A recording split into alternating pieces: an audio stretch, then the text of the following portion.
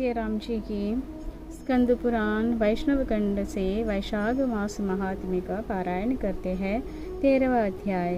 ओम श्री गणेशाय नमः। हर हर महादेव। जय माता दी। जय सिया राम। जय श्री राधे श्याम।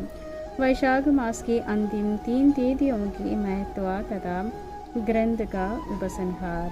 श्रुतदेव कहते हैं, राजेंद्र, वैशाख के शुक्ल पक्ष में जो अंतिम 3 त्रयोदशी से लेकर पूर्णिमा तक की तिथियां हैं, वे बड़ी पवित्र और शुभकारक है। उनका नाम पुष्करणी है।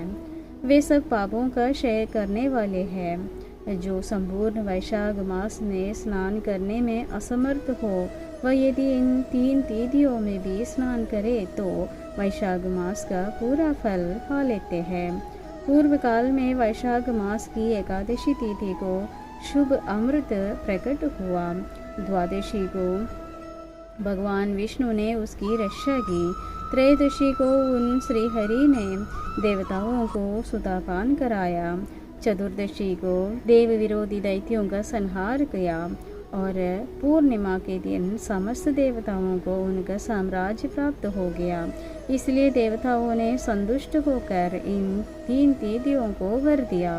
वैशाख मास की ये 3 शुभ तिथियां मनुष्यों के पापों का नाश करने वाली तथा उन्हें पुत्र पौत्र आदि फल देने वाले हों। जो मनुष्य इस संपूर्ण मास में स्नान न कर सका हो, वह इन तिथियों में स्नान कर लेने पर पूर्ण फल को ही पाते हैं।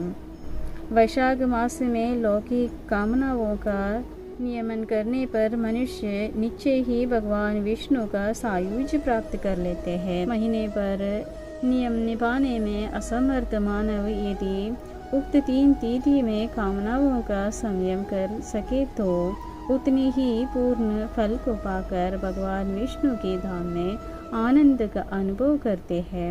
इस प्रकार वर देकर देवता अपने धाम को चले गए। अतः पुष्करणी नाम से प्रसिद्ध अंतिम 3 तिथियां पुण्यदायिनी, समस्त पाप राशि का नाश करने वाली तथा पुत्र पौत्र को बढ़ाने वाली है। जो वैशाख मास में अंतिम 3 दिन गीता का पाठ करते हैं, उसे प्रतिदिन अश्वमेघ यज्ञ का फल मिलते हैं। जो उक्त 3 दिन विष्णु सहस्त्र नाम का पाठ करते हैं, उसके पुण्य फल का वर्णन करने में इस भूलोक तथा स्वलोक में कौन समर्थ है।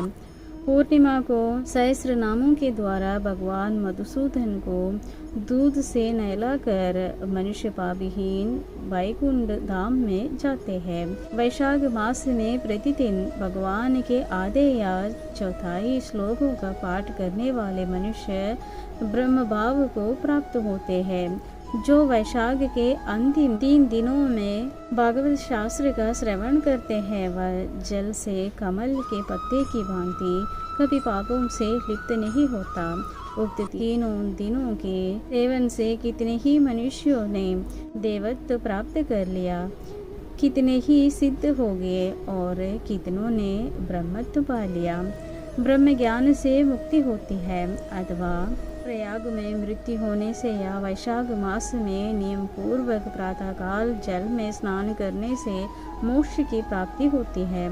इसलिए वैशाख के अंतिम 3 दिनों में स्नान, दान और भगवत पूजन आदि अवश्य करना चाहिए। वैशाख मास के उत्तम महात्म्य का पूरा वर्णन रोग शोक से रहित जगदीश्वर भगवान नारायण के सिवा दूसरा कौन कर सकते हैं। तुम भी वैशाख मास में दान आदि उत्तम कर्म का अनुष्ठान करो। इससे निश्चय ही तुम्हें भोग और मोक्ष की प्राप्ति होगी।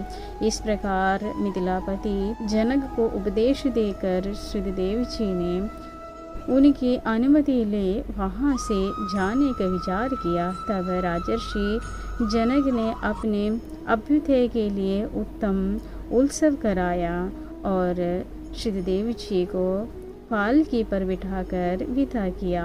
वस्त्र, आभूषण, गो, भूमि, तिल और सुवर्ण आदि से उनकी पूजा और वंदना करके राजा ने उनकी परिक्रमा की। तत्पश्चात उसने विदा हो महातेजस्वी एवं परम यशस्वी श्रीदेव जी संतुष्ट हो प्रसन्नता पूर्वक वहाँ से अपने स्थान को गए। राजा ने वैशाख धर्म का पालन करके मोक्ष प्राप्त किया। नारद जी कहते हैं, अम्बरीश, यह उत्तम उपाख्यान मैंने तुम्हें सुनाया है, जो कि सब पापों का नाशक तथा संपूर्ण संपत्तियों को देने वाला है। इससे मनुष्य मुक्ति, ज्ञान एवं मोक्ष पाते हैं। नारद जी का ये वचन सुनकर महायशस्वी राजा अम्बरीश मन ही मन बहुत प्रसन्न हुए।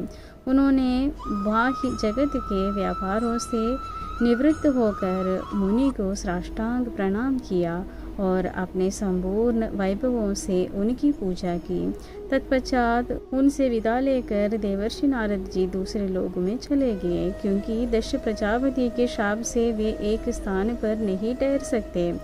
राजर्षि अम्बरीश भी नारद जी के बताए हुए सब धर्मों का अनुष्ठान करके निर्गुण परब्रह्म परमात्मा में विलीन हो गए। जो इस पापनाशक एवं पुण्यवर्धक उपाख्यान को सुनता अथवा पढ़ता है, वह परम गति को प्राप्त होते हैं। जिनके घर में ये लिखी हुई पुस्तक रखते हैं, उनके हाथ में मुक्ति आ जाते हैं।